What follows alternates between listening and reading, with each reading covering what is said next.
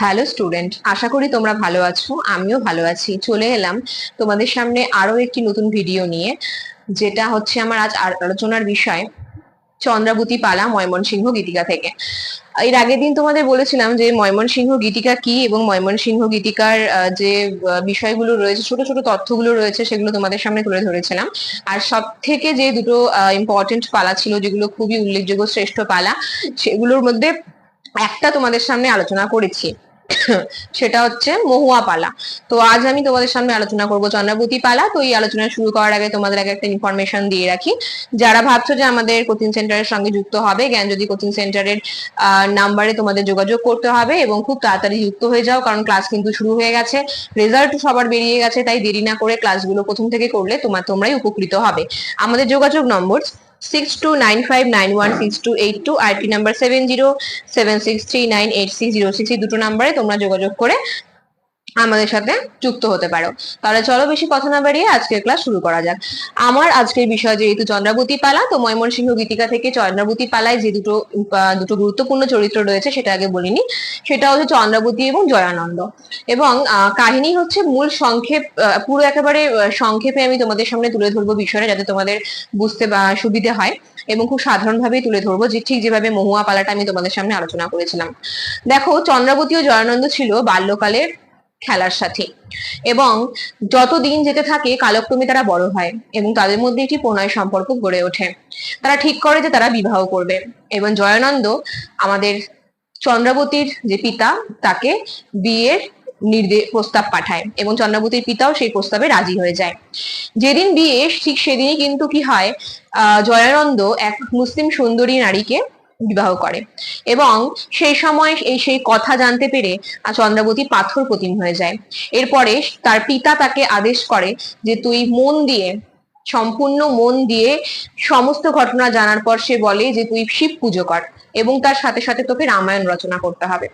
তো তার কন্যা অর্থাৎ চন্দ্রাবতী পিতার আদেশ মান্য করে সে কিন্তু তাই করে। সে এক মনে শিব পুজো করে, শিবের ধ্যান করে এবং রামায়ণ রচনা শুরু করে। আমরা জানি যে রামায়ণ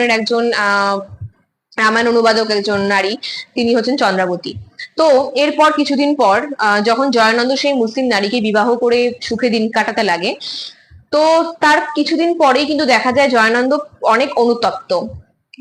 কোন এক কারণে সে অনুতপ্ত হয়ে চন্দ্রাবতীর কাছে ফিরে আসার আগে অবশ্য তাকে একটি চিঠি প্রেরণ করেছিল।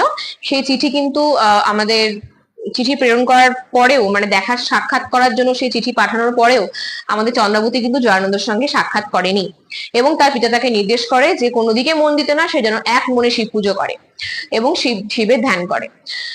এরপর যখন দেখে যে সেই চিঠির কোনো উত্তর দেয়নি আমাদের চন্দ্রাবতী, জয়ানন্দ চলে আসে সেই মন্দিরে, যেই মন্দিরে আমাদের চন্দ্রাবতী এক মনে শিবের পুজো করে এবং শিবের ধ্যান করে।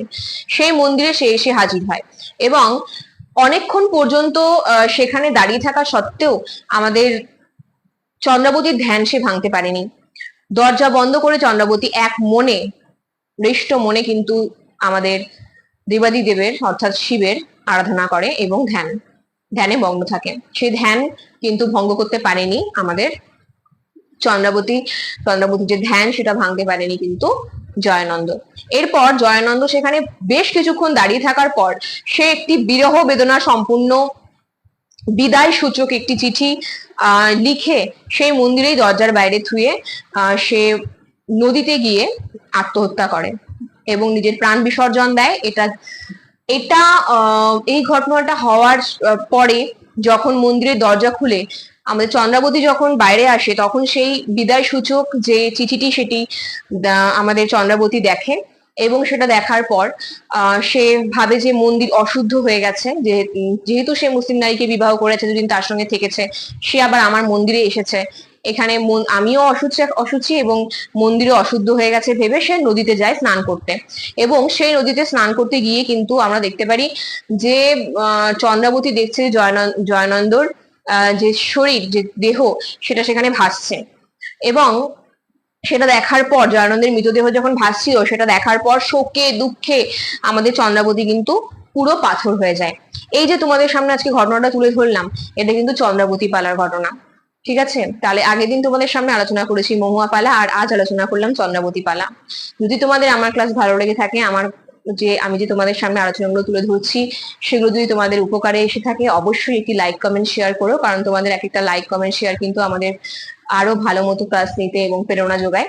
তো যার জন্য আহ তোমরা আমাদের সাথে থাকো, এবং অফিসিয়াল যে চ্যানেলটি রয়েছে সেটি অবশ্যই সাবস্ক্রাইব করে রাখো। প্রত্যেকটা ক্লাস কিন্তু তোমাদের দেখা খুবই প্রয়োজন। আর অনলাইনে যে ক্লাসগুলো হয় তোমাদের সপ্তাহে 2 দিন করে হয়, বুধবার এবং শুক্রবার আমি নিই গুগল মিটে। তো যারা হাতে রেজাল্ট পেয়ে গেছো তারা কিন্তু আর দেরি করো না, খুব তাড়াতাড়ি যুক্ত হয়ে যাও আমাদের দেওয়া নাম্বারে। তাহলে চলো, আজকে ক্লাস এত পর্যন্তই। পরবর্তীতে তোমাদের মেজর 3 এবং মেজর 4 এর আলোচনা শেষ হয়ে গেছে। আগের আলোচনাগুলো যারা দেখোনি, প্রত্যেকটা আলোচনা দেখো, দেখে বোঝো। যদি কোনো জায়গায় কোনো প্রবলেম হয় অবশ্যই কমেন্ট বক্সে জানাও।